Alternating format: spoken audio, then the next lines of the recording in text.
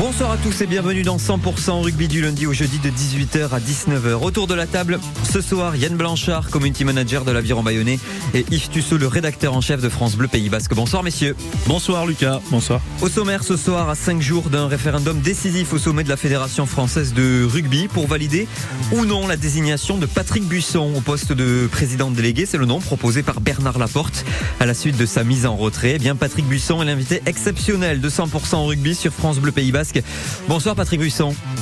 Bonsoir. Et merci de nous accompagner ce soir. L'exemplarité au plus haut sommet du rugby. La Coupe du Monde, le rugby amateur et les réformes réalisées et celles qui sont encore à travailler. On va vous poser toutes les questions. Et puis en fin d'émission, l'autre sujet que l'on va traiter aussi, c'est le nom du nouveau manager de l'ASM Clermont-Auvergne. Vous bossiez peut-être aujourd'hui, vous n'avez pas vu passer l'info. Christophe Furios s'est officiellement engagé en Auvergne jusqu'en 2025. On parlera de ce choix avant 19h. France Bleu, 100% rugby, Lucas Isporois. Patrick Buisson qui est donc l'invité de 100% rugby en duplex depuis les studios de France Bleu Gare Lozère. Monsieur Buisson, je vais faire comme avec Florian Grill qui était notre invité la semaine dernière, qui est votre principal opposant, c'est vous présenter et si jamais je me trompe, vous me le dites, ok ? Très bien. Vous êtes un passionné de rugby depuis l'âge de 6 ans. Vous étiez à l'école de rugby de Vienne jusqu'en junior. Vous avez occupé beaucoup de rôles dans le monde du rugby, notamment entraîneur, trésorier, président du club d'Uzès notamment. Vous avez aussi été président du comité de Provence. Vous avez rejoint Pierre Camus en 2008 avant de rejoindre ensuite le camp de Bernard Laporte avec lequel vous travaillez. Vous êtes vice-président en charge du rugby amateur aussi avec Bernard Laporte. J'ai tout bon ? C'est tout bon. Parfait. C'est tout bon. Très bien. Alors Bernard Laporte, le président de la Fédération française de rugby qui s'est mis en retrait à la suite d'une condamnation pour corruption. Il vous a nommé en tant que président délégué. On va juste préciser que Bernard Laporte a fait appel. Il se trouve que les actualités se bousculent avec le président de la Fédération française de football, Noël Le Graët, qui lui aussi se met en retrait de son poste. Une enquête est même ouverte, on l'a appris hier, contre lui pour harcèlement moral et sexuel. Première question, Patrick Buisson, où est l'exemplarité au sommet du sport français ? Mais moi, je vais vous dire que moi, ce qui m'importe, c'est d'incarner la fin des affaires et un retour au calme. Aujourd'hui, oui, il y a des affaires, mais ce qui est le plus important, c'est de proposer, un peu de sérénité, un peu de calme. Et je pense qu'il est plus, aujourd'hui, on est plus au temps du rassemblement que de la division. Vous savez, on va organiser une Coupe du Monde dans 6-7 mois. Et je pense qu'on devrait tous se rassembler derrière le 15 de France et proposer de la stabilité. D'ailleurs, je crois que le sélectionneur a demandé un petit peu de continuité et de stabilité. Alors moi, la seule chose que je veux dire, et d'ailleurs moi j'ai 2 mots-clés, c'est sérénité et rassemblement. Monsieur Buisson, si je peux me permettre, vous dites avec moi la fin des affaires, donc vous confirmez qu'il y a une affaire Laporte. Écoutez, je suis désolé, c'est la fin des affaires. Quand il y a un jugement, je pense que c'est une affaire. L'affaire Laporte était connue en interne au sein de la Fédération française de rugby, comme dans l'ensemble du monde du rugby. Pourquoi est-ce que personne n'a bougé au comité directeur de cette fédération ? Parce que chacun est attaché à son poste, à sa fonction, aux avantages liés à tout cela ? Alors déjà, les avantages, je voudrais juste vous préciser que je suis un dirigeant bénévole. Vous faites bien de le préciser parce que c'est important de le dire aussi. Oui, je suis un dirigeant bénévole, je ne suis pas rémunéré. Bien évidemment on était au courant qu'il y avait eu des affaires, qu'il y avait une enquête en cours, mais je pense que la justice en France, avant de juger quelqu'un, il faut que la justice fasse son travail et à partir du moment où le premier jugement est tombé, Bernard Laporte a souhaité se mettre en retrait et c'est pour ça qu'aujourd'hui on est dans la situation où on va organiser un référendum. Mais avant le procès, comment pouviez-vous imaginer que Bernard Laporte allait être condamné ? Mais certains membres du comité directeur auraient pu décider à ce moment-là de se mettre en retrait parce que la situation était compliquée. Mais les membres du comité directeur ne sont pas jugés. Je veux dire, aujourd'hui, il y a eu 2 personnes qui ont été jugées au sein de la fédération française de rugby, c'est Bernard Laporte, Serge Simon. Il se trouve que Bernard Laporte a eu un jugement qui fait appel de son jugement et Serge Simon a été complètement relaxé. Après, le parquet national, le procureur du parquet national financier souhaite faire appel de la relaxe de Serge Timon. Mais encore une fois, je veux dire, tant que le procès n'est pas validé, entériné, que le jugement n'est pas tombé, pourquoi voulez-vous absolument que Bernard Laporte ou Serge Timon se retirent ? Est-ce que vous incarnez la continuité ou est-ce que vous incarnez la rupture ? Qu'est-ce que vous entendez par continuité ? Vous savez, nous on a été élus il y a en 2016 puis en 2020. On a été élus sur un programme, notre programme. Aujourd'hui, nous n'avons pas terminé de notre programme. On n'est pas allé au bout de notre programme. Nous, ce qui nous importe, c'est de continuer le programme qui a été validé par les clubs lors de l'élection. Donc si la question que vous me posez, c'est la continuité du programme politique, bien évidemment, qu'on va continuer notre programme politique. Je n'ai pas, si jamais le référendum est favorable ou oui, je ne vais pas, moi qui vais en fait ne faire qu'une parenthèse jusqu'à 2024, je ne vais pas tout casser, revoir tout le programme que l'on a établi, qui a été validé par les clubs, et proposer des choses toutes nouvelles. Non, on a un programme, on a une feuille de route, et on ira et on espère aller au bout de notre feuille de route. Yann Blanchard. Vous appelez au rassemblement après une telle affaire, plutôt qu'un référendum. C'était pas des élections qu'il fallait faire, parce que là, vous êtes quand même nommé président délégué par un président qui, lui, a été condamné. Et je trouve que vous en serez sorti grandi de, personnellement, ne pas pouvoir prendre ce poste comme ça, de confisquer un peu le pouvoir au club. Déjà, les clubs vont voter, on est d'accord. Sur un référendum, ils vont voter oui ou non. Ils vont pas voter entre deux personnes. Ils vont voter oui ou non. Donc si le choix du président délégué ne convient pas au club, il est très simple pour les clubs de voter non et de rejeter cette proposition. Si cette proposition est rejetée, et on ne va pas empiler les candidats au poste de président délégué. On passera aux élections, certainement. Si les clubs votent non, donc on se dirige vers de possibles élections pour la tête de la Fédération française. Ça, c'est l'engagement que vous prenez ? Moi, je ne prends pas d'engagement. Moi, vous savez, la ministre a proposé à Bernard Laporte de désigner un président délégué. Ça s'est fait dans le bureau de la ministre. Il était même prévu que si le premier candidat n'est pas validé, on pouvait en proposer un autre. Oui, c'est pour ça que je vous posais la question, que je vous demandais de repréciser ça, c'est pour ça. Voilà, alors je vais pas prendre d'engagement, mais sérieusement, on va s'interroger avant de, représenter quelqu'un. On est des gens aussi responsables. On sait qu'il y a une échéance, pas électorale. Il y a une échéance dans 7 mois, il y a une Coupe du Monde à organiser. Pour nous, il est aussi important de protéger notre 15 de France, notre 15 de France. Yann Blanchard. Quid justement, vous parlez du 15 de France, on a parlé de Bernard Laporte, quid du sponsoring maillot? On sait que la fédération néo-zélandaise avec Moed Altrad sur le maillot veut le retirer. Qui a été condamné aussi, c'était aussi le sponsor maillot de Exactement, français. Si vous êtes dans la continuité, est-ce que vous remettez en cause ce sponsoring maillot qui est entaché par cette affaire lui aussi? Écoutez, aujourd'hui, la fédération néo-zélandaise ne l'a pas retiré encore. C'est en discussion du moins. Et ils ont réagi très vite. Ils vont discuter, on verra s'ils le retirent après, bien évidemment. Ensuite, le maillot, vous faites référence au maillot. Altrad, aujourd'hui, il a signé un contrat de partenariat qui se termine en 2024. L'argent que la société Altrad a donné à la fédération, elle n'est pas rentrée dans la poche de Monsieur Laporte, elle est allée directement au rugby amateur, et ça nous a permis d'embaucher et de créer 160 postes de conseillers techniques de clubs, entre autres. Donc ça veut dire que tant qu'il y a de l'argent qui arrive, c'est pas très grave si la personne est entachée d'affaires assez graves. Mais on est un contrat. Si le contrat doit se rompre, il se rompra. Mais aujourd'hui, le contrat, il va jusqu'à 2024, à 6 mois. En fait, pour vous, vous estimez que cet argent est sale. Avant le jugement, avant quoi que ce soit. Je n'ai pas été jusque-là, mais on n'est pas dans une société privée, on est dans une fédération.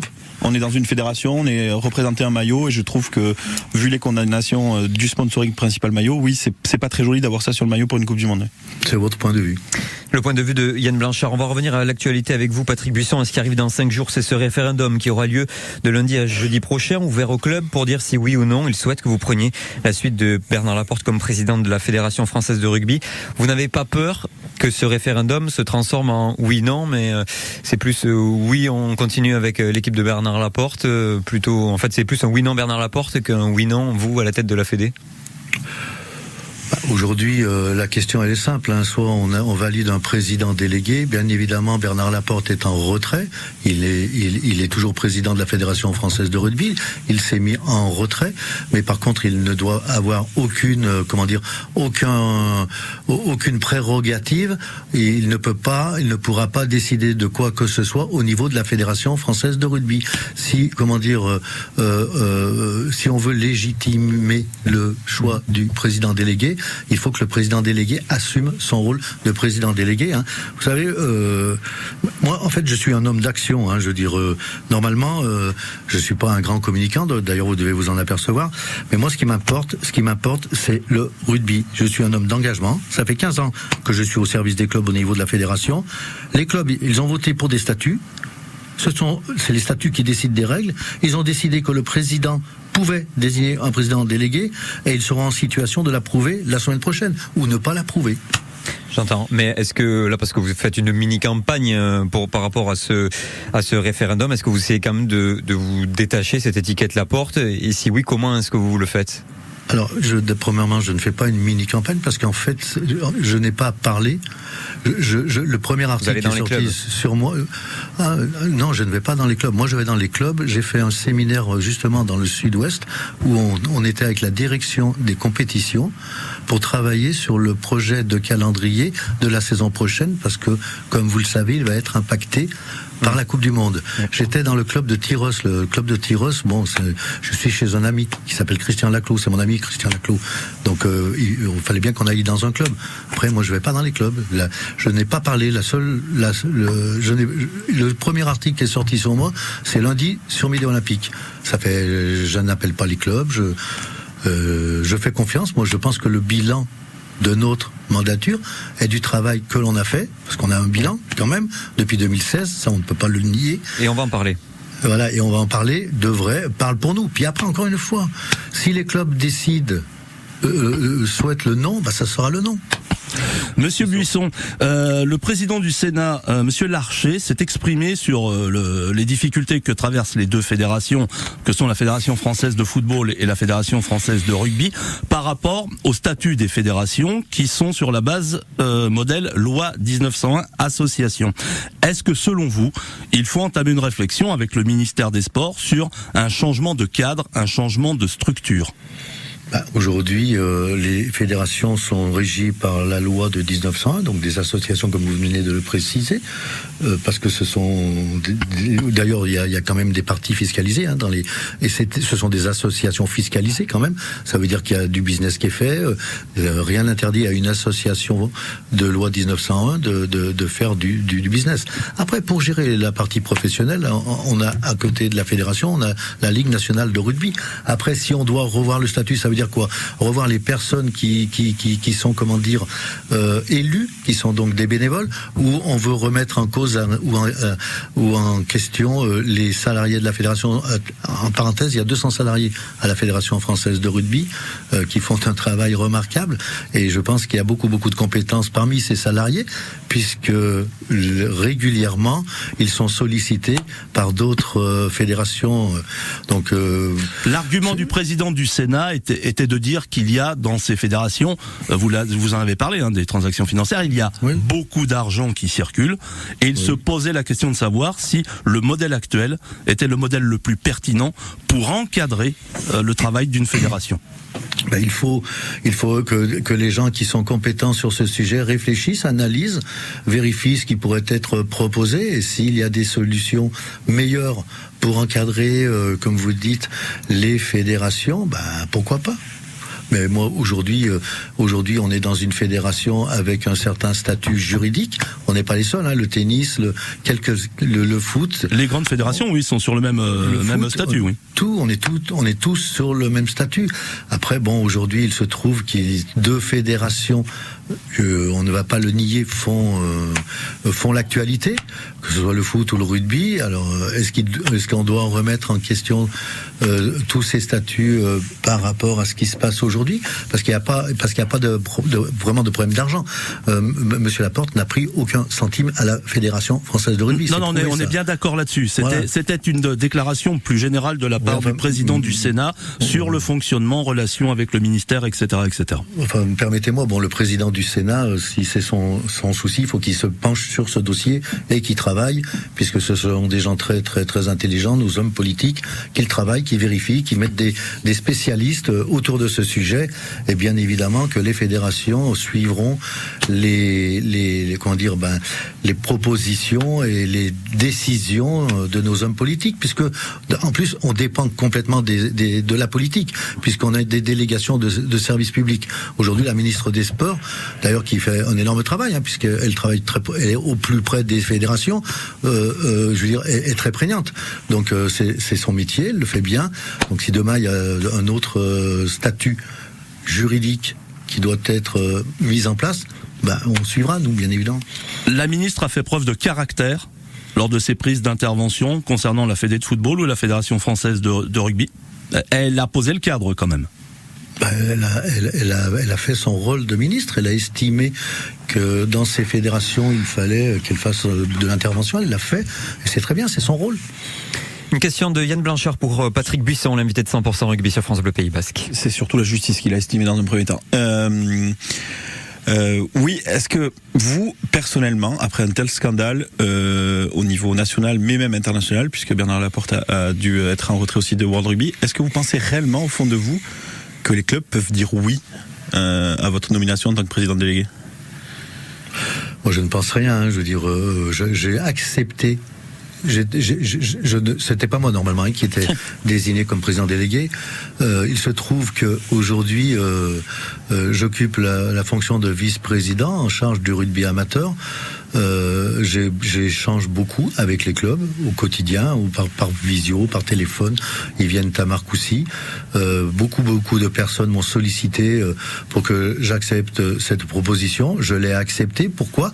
Parce que j'estime, alors là, je dis j'estime, mais de manière très forte, que le comité directeur qui a été élu n'avait pas à démissionner. Je veux dire, les gens qui sont élus au comité directeur font un travail remarquable, puisque tout à l'heure on va parler du bilan et on va parler des projets. Donc, il y a quand même beaucoup de choses qui ont été couvertes, notamment même à France 2023. Le bureau était au courant des agissements de certaines personnes qui ont été mis de côté. Non, pas du tout. Alors je vais être très à l'aise avec vous. Non, c'est-à-dire que tout le monde le savait, sauf vous, quoi. C'est quand même inquiétant. Vous saviez quoi, vous? Les agissements, notamment les harcèlements moraux, etc. Tout ce qui s'est passé. France 2023 est une structure qui a été créée pour organiser la Coupe du Monde de rugby. On est d'accord? Oui. Avec plus de 100 personnes à l'intérieur de France 2023. C'est une structure complètement autonome, indépendante. La fédération est majoritaire, oui, dans cette structure, mais il n'y a pas de personnes qui travaillaient de la fédération à France 2023. Non? Oui, moi j'étais pas au courant. Moi je n'étais pas du tout. Si vous voulez me questionner, là, sincèrement, je suis franc. Vous êtes beaucoup dans la critique et dans l'attaque. C'est votre droit, il n'y a pas de problème. Vous avez parce que c'est très grave. Ça s'est passé, que ce soit à la Fédé ou à France 2023. C'est même très très grave. Mais écoutez, c'est la justice qui l'a dit, c'est pas moi. Oui, non, mais vous dites beaucoup de choses. En plus, c'est très bien. Moi, j'apprécie beaucoup, vous savez. Mais je suis encore un ami, toi. Non, pas du tout. C'est pas contre ce monsieur du tout. Ah non, du tout. Vous avez raison. C'est juste écoutez, c'est parce que. Mais quand je vous le dis, je suis sincère. Mais on vous croit, que j'ai. Qu'il y avait des problèmes de harcèlement, de l'harcèlement moral à France 2023. J'étais très étonné, moi. Je vous le dis sincèrement. Après, ça s'est enchaîné, effectivement. Voilà, je veux dire. Mais la fédération, les élus de la fédération, qui étaient au courant, il y a même les élus de l'opposition n'étaient pas au courant de l'harcèlement moral à France 2023. Il a fallu qu'il y ait une personne qui craque pour que ça déclenche tout ce qui s'est passé derrière. Et je suis d'accord avec vous, c'est très très grave. S'il y a de l'harcèlement moral, c'est très grave. Ça peut aller très loin, je veux dire, pour la personne qui est harcelée. Oui, je suis d'accord avec vous, c'est très grave. Patrick Buisson, vous restez avec nous sur France Bleu Pays Basque dans 100% rugby. On va parler de votre bilan et puis des projets aussi que vous avez pour la Fédération française de rugby. À tout de suite. 100% rugby. Patrick Buisson, le président délégué de la Fédération française de rugby et l'invité de France Bleu Pays Basque et de 100% rugby. Monsieur Buisson, vous avez dit à l'AFP, je crois que c'est une interview même qui est sortie aujourd'hui, que votre bilan à la tête de la FFR est exceptionnel. Ce sont vos mots que je prends. Est-ce que vous pouvez nous dire en quoi votre bilan est exceptionnel? Qu'est-ce que vous souhaitez mettre en avant particulièrement? Depuis notre arrivée, déjà, ce qu'il faut savoir, c'est que oui, le bilan parle pour nous. La FFR a fait des progrès considérables sous notre mandat. La FFR fonctionnait mal. Nous avons d'abord, la première chose, et on va le vérifier dans 5 jours, on a installé la démocratie, puisqu'on a installé quand même le vote dématérialisé. Ouais. Je crois qu'on est la seule fédération aujourd'hui à avoir installé, et la première fédération à avoir installé le vote dématérialisé. Donc quand on parle de donner la main et le choix au club, oui, effectivement, c'est les présidents de club qui votent tout seuls, sans aucune pression. Donc ça, c'est déjà une chose très importante. Ouais. Auparavant, la FFR, elle épargnait pour construire un grand stade, et nous avons redistribué toutes les ressources au club qui en avaient besoin. En 5 ans, on a rendu près de 100 millions d'euros depuis notre arrivée aux affaires, donc c'est pas rien, puisqu'on a changé le paradigme. Pendant la période Covid, on a redistribué 30 millions d'euros, 13 millions pris sur le fonds assurance, et 17 millions sur les fonds propres de la fédération, pour aider les clubs pendant cette période. C'est quand même aussi très intéressant. La FFR, elle était en termes de digitalisation, d'automatisation, la FFR, elle était un petit peu dans une phase pas très avancée. Ouais. Nous en avons fait une fédération moderne. Nous avons installé la feuille de match dématérialisée. Maintenant, les matchs, quand avant un match, tous les dirigeants peuvent utiliser cette feuille de match dématérialisée. On a un site compétition ce site compétition permet à tous les licenciés, tous les bénévoles de suivre le match de leur équipe quand elle joue à l'extérieur. On offre des sites à toutes les ligues, aux comités départementaux, des sites internet et aux clubs. Chaque club peut avoir son site internet gratuit. On a embauché les conseillers techniques de club, je vous l'ai dit tout à l'heure. Tous les ans, il y a un ballon pour 4 licenciés et il y a un jeu de maillot. Une télé. Oui, la télé, mais alors là... Non, il y a la télé ou pas? Il y a pas la télé. Alors, je vous dis, non, la télé, c'est pas l'abonnement Canal qui est mort, donc. Non, je vais être très honnête. La télé, c'est la Ligue qui l'a payé, qui l'a offert. D'accord. C'est la Ligue nationale de rugby. Et donc, ça m'avait marqué dans le programme. Et puis, vu qu'il n'y a plus de match le dimanche à 15h, elle sert plus à rien, la télé. Donc c'est la Ligue qui a payé les télévisions, c'est ça? On va demander à René Bouscatel de récupérer ces télévisions. Je voulais vous demander, monsieur Buisson, vous nous parliez Grand Stade, on a arrêté le projet Grand Stade, etc. Je crois qu'il y a les renégociations qui vont être en cours avec le Stade de France. Est-ce que vous êtes satisfait de ce que vous avez en convention avec le Stade de France? Et est-ce que vous éliminez définitivement l'idée d'avoir un stade Fédération française de rugby? Aujourd'hui, si on avait construit le grand stade pour un coût entre 600 et 800 millions, puisqu'il s'était annoncé à 600 millions, c'était un investissement considérable. Donc, Pierre Camus, moi j'en parle à l'aise. J'ai été élu aussi pendant 2 mandats avec Pierre Camus. Que l'on connaissait très bien ici.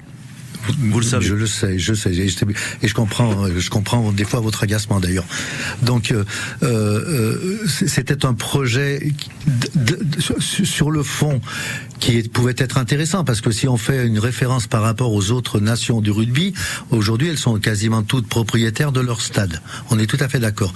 Sauf que le projet qui était présenté et le modèle économique pour pouvoir rembourser donc le coût du stade et les coûts de fonctionnement, me paraissait assez risqué. Donc puis en plus, on avait une équipe de France qui avait des résultats qui n'étaient pas elle n'était pas très performante, on ne remplissait pas le stade, on a vécu un tournoi et demi sans aucun spectateur. Je pense que ça aurait été un petit peu compliqué financièrement pour la fédération pour assumer cette charge. Voilà, moi, c'est mon sentiment. Puis le modèle économique était quand même assez compliqué à réaliser. Donc oui, effectivement, aujourd'hui, c'est pas l'une des priorités, et c'est pas la priorité de la fédération de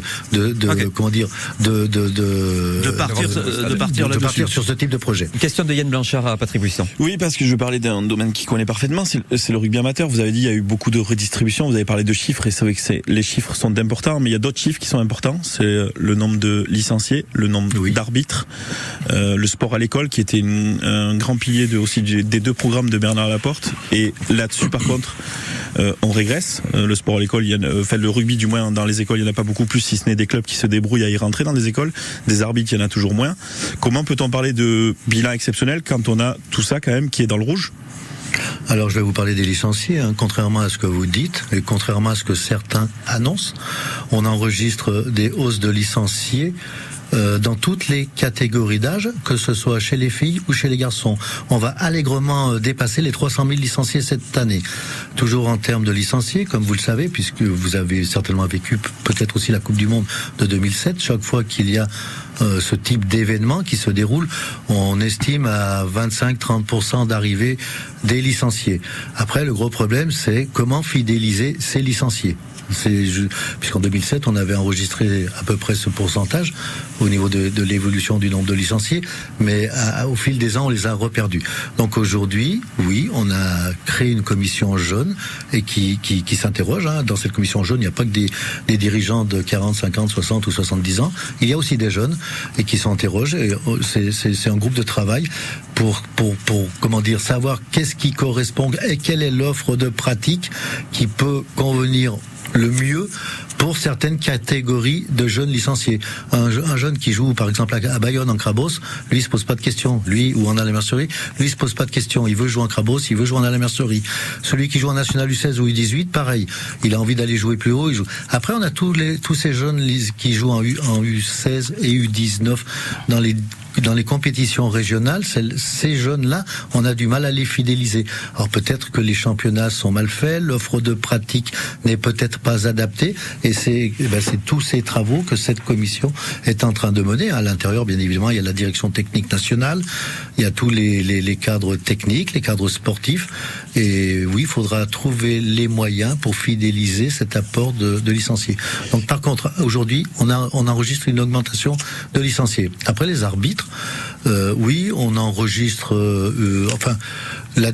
Moi, je suis assez proche aussi de Franck Massiello, qui est le directeur technique national de l'arbitrage.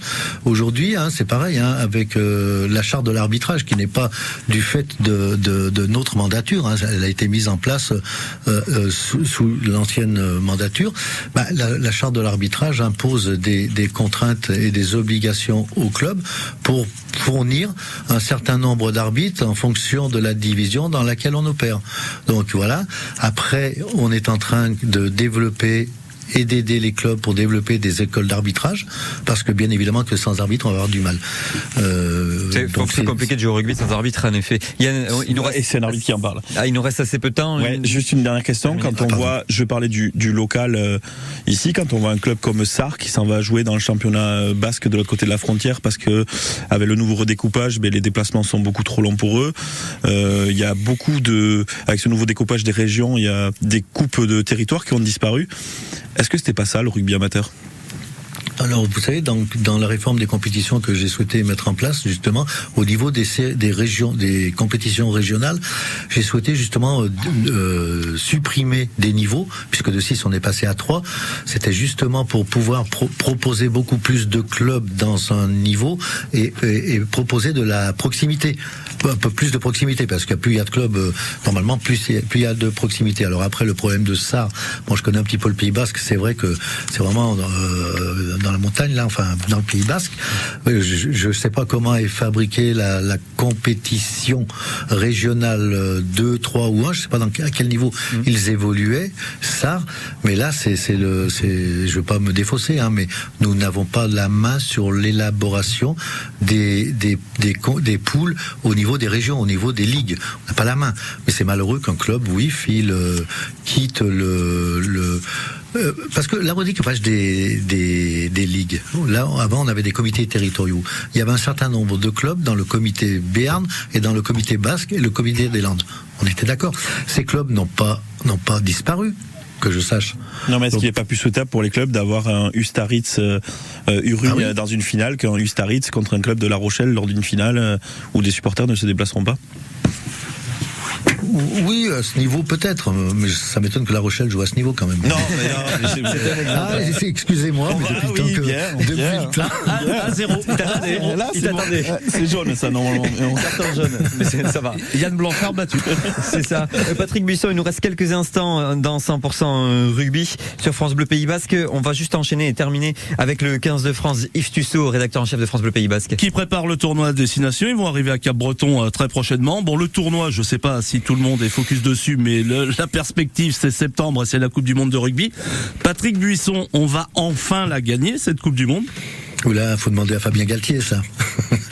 Ben, on l'espère, sincèrement, on l'espère tous pour le rugby français, parce que quand même, on a fait quelques finales, on a toujours fait des belles coupes du monde, à part peut-être en 2015. Ouais, enfin 2007, le début de 2007, bon. On est finaliste. Oui, on est finaliste. On perd en demi-finale. On perd en demi-finale. Avec Bernard Laporte. Oui, avec la lettre de Guy Moquet, tout ça, voilà. Oui. Et justement, non, mais très sérieusement, c'est un enjeu très sérieux, c'est un enjeu majeur pour le rugby français, cette Coupe du Monde à la maison. C'est l'enjeu majeur du rugby français. D'ailleurs, s'il y a ce staff de cette qualité, c'est bien parce que c'est l'enjeu majeur du rugby français.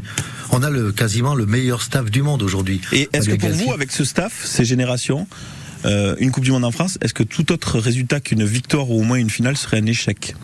C'est une compétition. Vous êtes des journalistes sportifs. C'est une compétition sportive.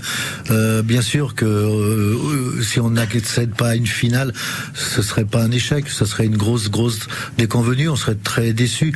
Mais vous savez comment se déroule une rencontre. Des fois, ça part mal. Et puis voilà. Et puis on est dans le dur. Des fois, il y a la pluie. Non, mais on n'est passé pas le bon jour. Regardez l'équipe de France de foot. Le jour de la finale, ils sont pas levés, les pauvres garçons. Donc ça, je sais pas. Oui, on veut être champion du monde. Mais quoi qu'il arrive, le monde du rugby doit être uni derrière l'équipe de France pour la Coupe du Monde, que ce soit élu à la tête de la Fédération française de rugby. Mais ça, c'est important pour la discipline, pour le sport, pour les licenciés et pour les acteurs bénévoles du sport.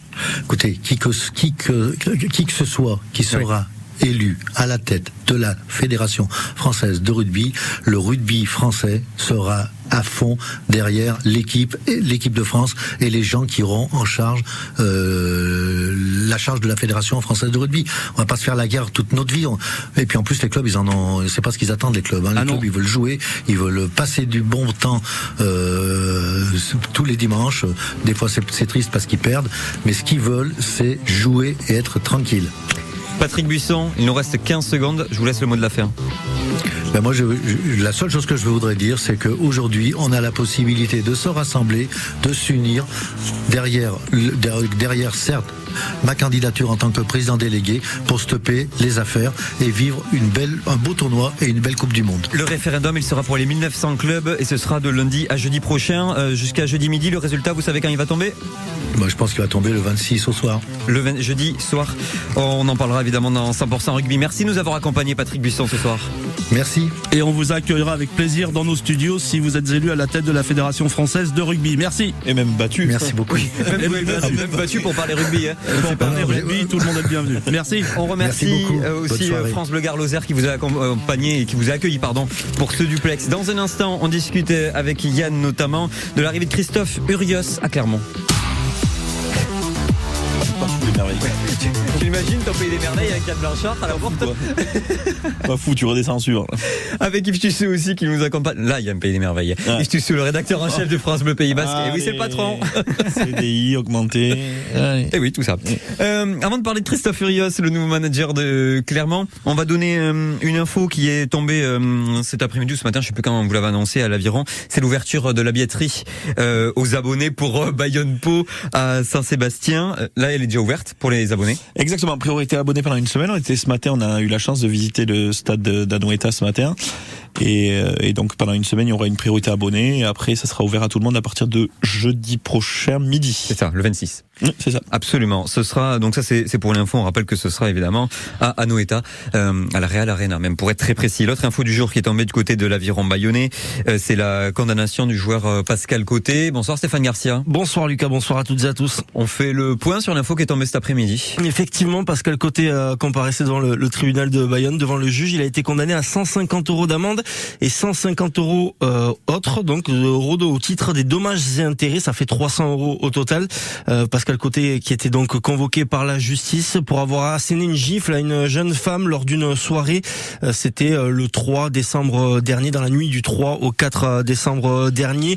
Le joueur avait de toute façon validé les faits devant la police avoué. Et c'est pour ça il avait avoué. C'est pour ça qu'il passait devant la justice dans une procédure dite de composition pénale. C'était pas un jugement classique parce qu'il avait reconnu les faits. Donc c'est allé au plus vite et en fait c'est le juge, l'avocat et le joueur qui ont décidé ensemble et qui ont validé cette condamnation pour le pilier de l'Aviron Bayonnais de 29 ans. Et on lui reprochait aussi des propos racistes, ça n'a pas été retenu. Oui, c'est exactement ça. La justice, pour cet aspect-là de l'affaire, donc des insultes racistes, n'a pas retenu ce chef d'accusation, pas assez d'éléments. La justice et donc a préféré rester sur les purs faits de violence contre cette jeune femme. Merci Stéphane pour l'info, tu peux rester avec nous si tu veux. Pour parler de Christophe Furios, le nouveau manager de Clermont, le club l'a annoncé aujourd'hui après avoir mis à la porte, viré, enfin vous mettez le mot que vous voulez, John O'Gibbs en début de semaine, remercié, voilà. Il a signé jusqu'en 2025 avec une année supplémentaire en option. Il sera présenté demain à 14h à la presse. Là le groupe de Clermont est en Afrique du Sud puisqu'on joue la Coupe d'Europe et il retrouvera en début de semaine prochaine donc les Clermontois pour un déplacement à Lyon le 28 janvier à 15h. Évidemment la première date qu'on a regardée c'est quand est-ce qu'il ira à l'UBB, ce sera le 18 février. Voilà. C'est Lyon qui a pas de chance. Oui. Parce que Brive change de staff, va à Lyon et gagne, et Clermont change de staff, va à Lyon et va gagner. Ah d'accord. Bon, ça on l'enregistre. Oui, voilà. C'est-à-dire, on le gardera, puis on le diffusera. Je suis assez surpris. Surprenant cette décision. Ouais, je pense. Alors, il allait être annoncé dans tous les clubs qui allaient virer leur manager, ça c'était sûr. Par contre, aussi, c'était on va dire le seul dernier manager de qualité qui restait sur le marché français. Bien sûr. Mais c'est plutôt de son côté que je suis assez surpris dans le sens où je pensais qu'il allait prendre une petite. Il n'y a pas de vigne là-bas. Quoi ? Il n'y a pas de vigne à Clermont, c'est pour ça que ça t'a surpris. Il n'y a pas de ville. Pardon. Donc, je pensais qu'il allait prendre un peu de repos. Après ses expériences, il a enchaîné Oyo, Castres, l'UBB. Il y a eu, je pense aussi une petite déception parce qu'il était sur l'équipe de France à un moment donné. Et je pensais qu'il allait attendre un tout petit peu, qu'il allait justement Stéphane rigoler avec ça, mais c'est vrai que c'est important dans sa vie, ses vignobles, sa vente de vin puisqu'il se déplace de ville en ville pour vendre du vin. Et je suis très surpris qu'il replonge dans le bain directement. Finalement, c'est pas étonnant parce que quand on voit la conjoncture actuelle et les différents postes qui pourraient se libérer dans les différents clubs français, en gros c'était maintenant ou ça repousse dans 2-3 ans pour lui. Même si c'est le sport professionnel. Ça va bouger énormément. Ça va bouger à Lyon si ça continue comme ça. Ça va bouger à Toulon si ça continue comme ça. Je pense que ça peut bouger très vite. Oui, mais on le sait. Il est professionnel, il aime bien le terroir. Je pense qu'il a dû rester et bien aimer l'identité. On va se cacher. Pourquoi je suis surpris, c'est parce qu'il a pris un joli million ou 1,5 million d'euros qui fait que même si tu dois attendre 2 ans, t'es plutôt tranquille pour attendre. Bordeaux, il a pris le million à Bordeaux. Quand il s'est fait remercier, c'est la durée de son contrat. C'est ce qui. Oui, non, mais ou alors, il a le droit de s'ennuyer aussi. Oui, c'est ça. Et l'adrénaline de la fonction et peut-être l'idée de reprouver que c'est un grand manager avec la perspective du match à Bordeaux 2 semaines après. Ça peut jouer aussi dans la personnalité de quelqu'un, de passer du rôle d'un manager dans un club de rugby ou un club professionnel même de foot à rien. Ça doit pas être simple. Et il a tout à faire dans ce club et ça va lui correspondre parfaitement, c'est-à-dire que et à Oyo et à Castres, bâtisseur. Mais même à l'UBB, parce que quand il arrive à l'UBB n'arrive jamais à se qualifier et c'est lui qui les qualifie en premier et il adore ça, à bâtir à son image avec une équipe qui joue comme il veut lui. Il a évolué dans son style d'ailleurs de jeu entre Oyo, Castres et l'UBB. Il s'adapte parfaitement aux joueurs qu'il a. Enfin, il s'adaptait du moins même parce qu'il a eu un peu de mal du côté de l'UBB sur la fin.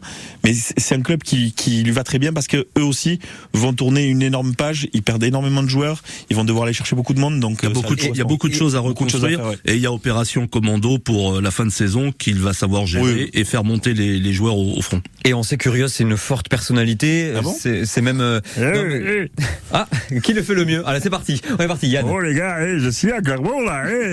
L'important à rugby, c'est les merguez. Très bien, Yves Tussaud. Non, ça, Non, oui, c'est pas. Stéphane Garcia non plus. Bon, bah, victoire de Yann Marchal, alors. Ah non, il démarre. Tant pis, non. Stéphane, faut être Stéphane, faut y aller. Stéphane, Non, juste mais pour un je jeu de peux rugby. Juste ça. Voilà, juste ça. Bon, il le fera pas. C'est dégueulasse.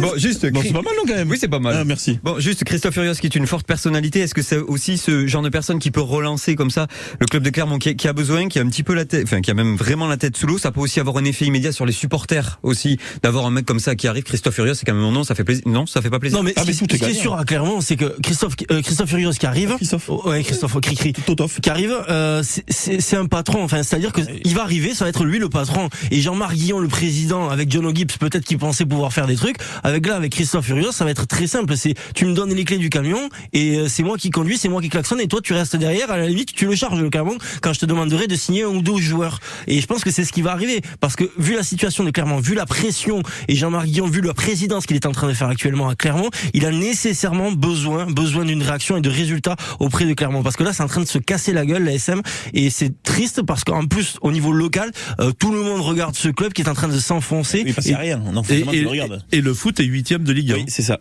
Et c'est vrai. devant les voisins de Lyon et loin devant Saint-Etienne qui est plus en Ligue 1 et la guerre foot-rugby à Clermont, elle peut exister si la SM a des soucis. Non, je suis totalement d'accord avec un président qui, sur la notion de rugby, du moins, est totalement absent et transparent, va pouvoir se décharger de tout ça aussi avec Christophe Furios. On ne dit pas que John O'Gibbs n'avait pas de caractère, mais c'est vrai que c'est plus compliqué. C'est pas un personnage, du moins comme Christophe Furios, qui à l'UBB aussi, même jusqu'à la fin, prend souvent tout sur lui, voilà, et n'accable pas Ok les gars. Prochain match de Christophe Furios On va gagner ce donc, match. avec Clermont, ce sera le 28 janvier. Merci messieurs de nous avoir accompagnés. Yves Tussaud, Yann gagner. Blanchard, Stéphane Garcia. Est-ce que tu peux Ah mais c'est fini. Est-ce que Christophe Furios peut me dire que l'émission est à réécouter sur francebleu.fr? Oh, l'émission, écoutez sur podcast, sur quoi francebleu.fr France2.fr. Et sur l'application ICI. Merci messieurs de nous avoir accompagnés. On avait Sur pas trop roue de libre. buissons en début d'émission et c'était évidemment ma dernière. écouté. Bonne soirée à vous. Bonne soirée.